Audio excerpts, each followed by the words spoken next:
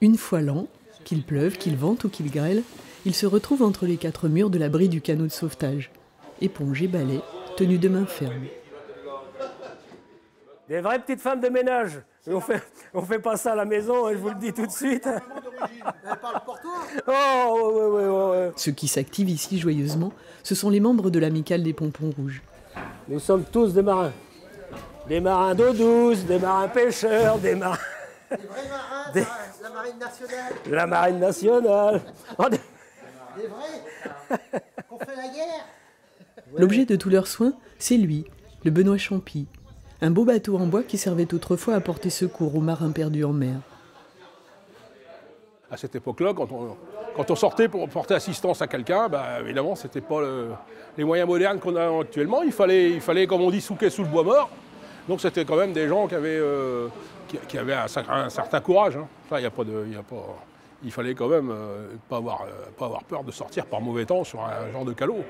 Et puis surtout sans savoir si on allait revenir. Le moyen de propulsion, c'était les rames, rien de mieux. Et le courage des gars qui s'en allaient ainsi porter secours aux autres. 10 rameurs, donc, qui déplaçaient à chaque coup de pelle 300 kilos chacun, hein, parce que ça fait plus de 3 tonnes le bateau.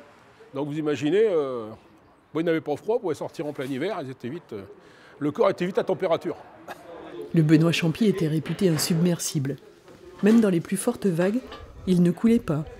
Il se redressait tout seul, charge aux marins de rester bien accrochés. Là, il fallait avoir ça, hein, le bateau pouvait tourner sur lui-même, et ça entre les jambes, et puis le bouchon pour se tenir, quoi, en fait. Hein. Enfin, le bouchon et puis l'anneau, et la rame. Hein. Attention, hein. C'était quand même assez risqué. Hein.